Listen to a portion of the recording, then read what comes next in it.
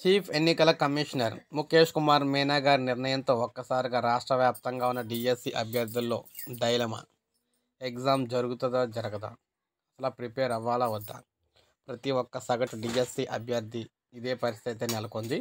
ఒక పక్కన మాత్రం ఎన్నికల కమిషన్ సింపుల్గా కేంద్ర ప్రభుత్వం అంటే కేంద్ర ఎన్నికల కమిషన్కి అయితే నివేదిక పంపించడం అయితే జరిగింది. సో అక్కడి నుంచి వస్తే సమాధానం చెప్తాం రాష్ట్ర ప్రభుత్వానికి. అంటే ఏదైతే మనకి ఎడ్యుకేషన్ డిపార్ట్మెంట్ ఉందో ఆ ఎడ్యుకేషన్ డిపార్ట్మెంట్కి అయితే పంపిస్తాను. ఈయనైతే సింపుల్గా చేతులు అయితే దులుపుకోవడం జరిగింది. మరి రాష్ట్ర వ్యాప్తంగా డిఎస్సి పరీక్షల కోసం ఎదురు చూస్తున్న అభ్యర్థుల పరిస్థితి ఎలా ఉందంటే, వారు చదవాలో తెలియదు, చదవకపోవాలో తెలియదు, అసలు ఎగ్జామ్ జరుగుతుందో తెలియదు, తిరగదో తెలియదు అన్న పరిస్థితులు అయితే నెలకొన్నాయన్నమాట.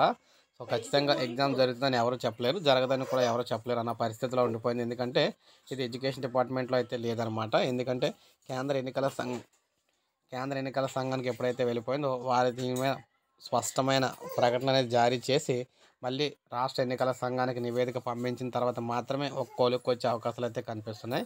ప్రజెంట్ చూసుకున్నప్పుడు ఉన్న టైంలో చూసుకున్నట్లయితే ఇప్పటికప్పుడు వెబ్ ఆప్షన్స్ ఇచ్చి ఇక్కడ మనకు ముందు టెట్ రిజల్ట్ ఇచ్చి తర్వాత వెబ్ ఆప్షన్స్ ఇచ్చి తర్వాత హాల్ టికెట్స్ ఇచ్చి తర్వాత ఎగ్జామ్ పెట్టడం అనేది ఉన్న టైంలో అయితే సాధ్యమైతే కాదు. అది సాధారణ ప్రతి ఒక్క డిఎస్సి అభ్యర్థికి కూడా తెలిసిందే. సో అందువల్ల ఖచ్చితంగా మనం చూసుకున్నట్లయితే ప్రజెంట్ ఒకవేళ పోస్ట్‌పోన్ చేస్తే, కొన్ని రోజులు పోస్ట్‌పోన్ చేస్తే రాష్ట్ర ప్రభుత్వం ఒక వారం వెనక్కెళ్తే వెళ్ళొచ్చేమో కానీ, మొత్తం మీద చూసుకున్నట్లయితే వీటికి సంబంధించి రద్దు చేయడం అయితే ప్రజెంట్ సిట్యుయేషన్‌లో అయితే కనిపించలేదు. ఎందుకంటే ఎన్నికల్లోకెళ్ళే ముందు ఎట్టి పరిస్థితుల్లో రాష్ట్ర ప్రభుత్వం డిఎస్సిని అయితే నిర్వహించి తీరాలని చెప్పేసి నిర్ణయించుకుంది.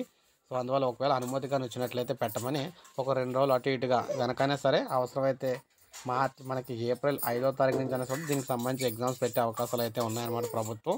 లేదంటే మరీ మంచిదనుకోవచ్చు ప్రతి ఒక్క డిఎస్సి అభ్యర్థికి. ఎందుకంటే నెక్స్ట్ వచ్చినప్పుడు వేరే గవర్నమెంట్ గాని మారిందంటే పోస్టులు అయితే పెంచుతారు. పెంచయితే నోటిఫికేషన్ మళ్ళీ ఇవ్వడం అయితే జరుగుతుంది కాబట్టి. సో చూద్దాం మరి మొత్తం మీద ఏమైనా లేటెస్ట్ అప్డేట్ రాగానే మీకు అందిస్తూ ఉంటాను. ఒక లైక్ చేయండి, సబ్స్క్రైబ్ చేసుకోకపోతే మన ఛానల్ సబ్స్క్రైబ్ చేసుకొని